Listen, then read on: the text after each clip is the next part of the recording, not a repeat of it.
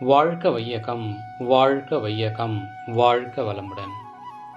அருள் தந்தை வேதாத்ரி மகரிஷி அவர்களின் நாள் ஒரு நற்சிந்தனை. அக்டோபர் மாதம் 4ஆம் தேதி. தலைப்பு சமநிலை. அறிவின் முழுமை பெற்ற ஞானியருக்கு இறைநிலையின் முழு வடிவமே பிரபஞ்சம். அதிலுள்ள எந்த பொருளையும் வெறுப்பு கொண்டு ஒதுக்கிவிட முடியாது.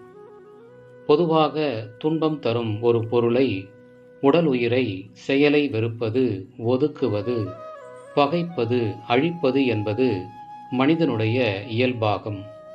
இது தன்முனைப்பால் உணர்ச்சி வயப்பட்டு வெளியாவதாகும்.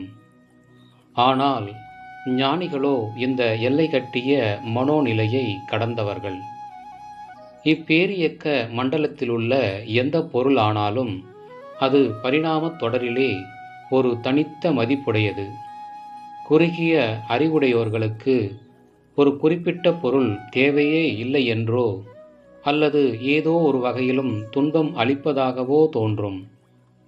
ஆயினும் அதுவே பிரபஞ்ச பரிணாமம் என்ற இயக்க நியதியிலே வேறு பல நன்மைகளிலிருந்து பிரிக்க முடியாத பல நன்மைகளுக்கு இயல்போக்க வித்தாகவும் இருக்கும்.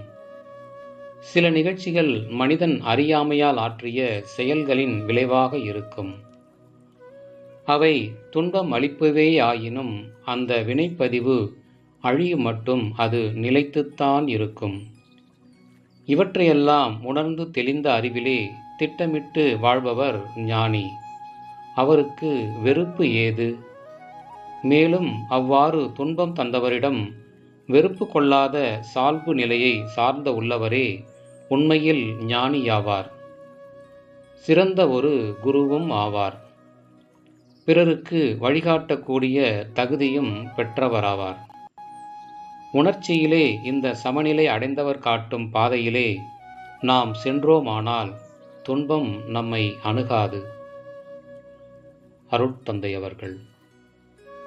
வாழ்க வளமுடன்.